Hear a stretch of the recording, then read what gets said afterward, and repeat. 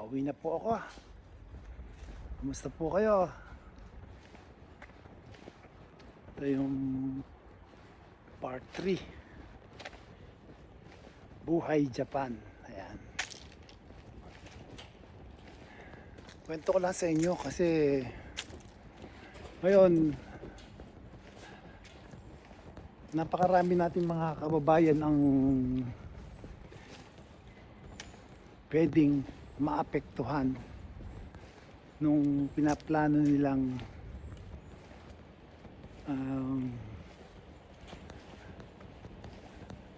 sa immigration. So maghihigpit sila ngayon, hindi lang sa Pilipino, sa lahat ng national. Pero mas lalo na sa mga Chinese. Ayan.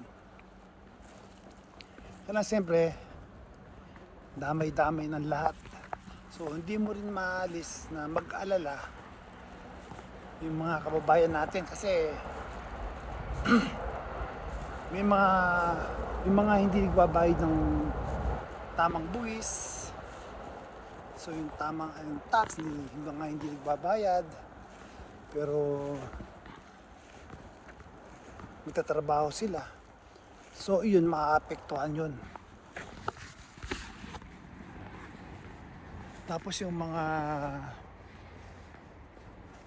ito is ayon po sa balita.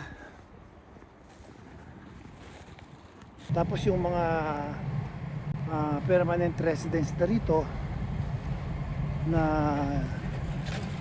pwede ring maapektuhan. So lalo na yung mga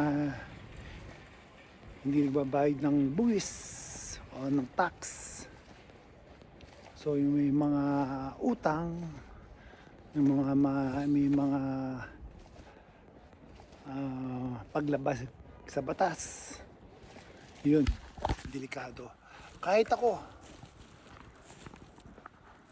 hindi ako nakakasigurado kung hanggang kailan ako rito sa Japan. Kasi paiba-iba sila ngayon. Kahit na may bahay pa ako dito, kahit na permanent residence pa ako rito, so anytime pwede nilang, pag binawi nila yon, wala akong magagawa. Diba? Kahit na dito pa naman ako nagsettle dahil kumuha na nga ako ng bahay, kaya lang talaga sa nangyayari ngayon, napakataas ng discrimination dito ngayon. Makita nyo sa news, ayan, marami ng mga napapauwing ibang lahi, yung mga Chinese. Ayan, marami na po. Yun po is ayon po sa balita. Then marami na rin pong flight na cancel from China to Japan. And then marami din pong mga ganun mga business dito na, kasi napakaraming mga Chinese na nagpupunta rito eh. Yung mayayaman na Chinese, dami rito.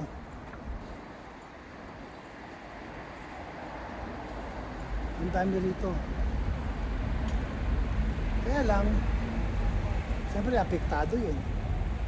Yung business nila, hindi mo nga lang talaga maintindihan bakit ito yung naisipan nila ngayon. Kaya apektado lahat. Yung mga OFW,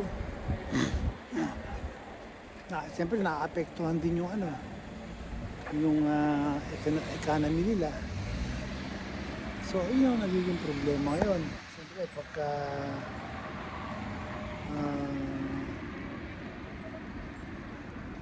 gumalaw yun, apektado lahat. Andyan yung currency ba tawag doon? Currency, apektado rin yun. Lalo ngayon, pababa ang value ng yen. Siyempre tayong mga OFW, mga nagtatrabaho dito sa Japan, bababa simple yung palitan. Kasi nga, yung value ng yen to dollar, ngayon is around magwa 160 na. O, magwa 170 pa, 180. So, kung magpapalit ka ngayon ng ano, paksak na yung pera ng Japan. So, yung pinakamaganda niyan gawin, dapat hindi sila nag-aaway-away. O yung dapat kapitbahay mo kasundo mo para kumbaga sa isang barangay mo yan, community mo yan eh. Di ba? Tsaka ang China dati pangalawa ang Japan eh, hanggang sa bumaba yung rank nila. Yun ang problema ngayon. Kumbaga sa ano, parang hindi nila matanggap na mas mayaman ang China ngayon kaysa sa kanila. Ito po is opinion ko po lamang. So,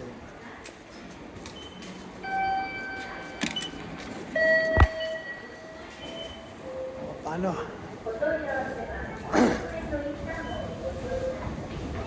Dito na po ako sa station.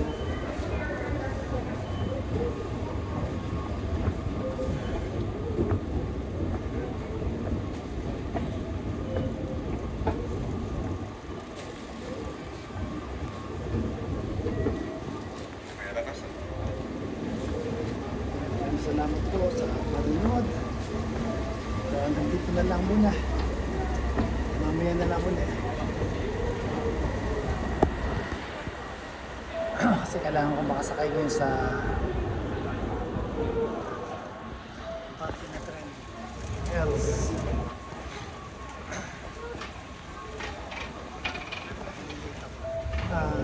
Medyo gagawin. Ay, grabe. Ang ganda ng buwan. Bilog na bilog ang buwan. Yun.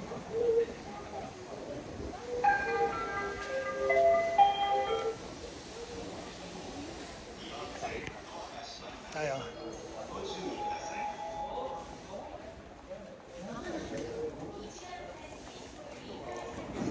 Hindi tayo nahaba ng tren ito.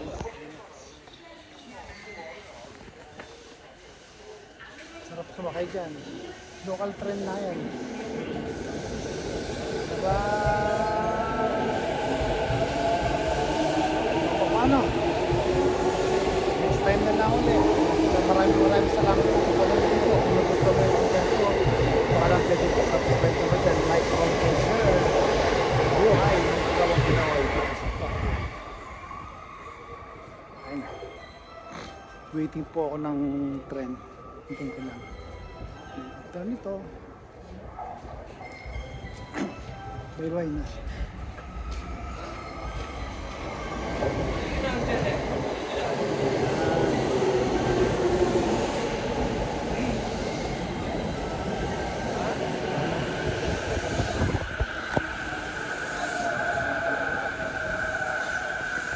Ito lakas matibay ka.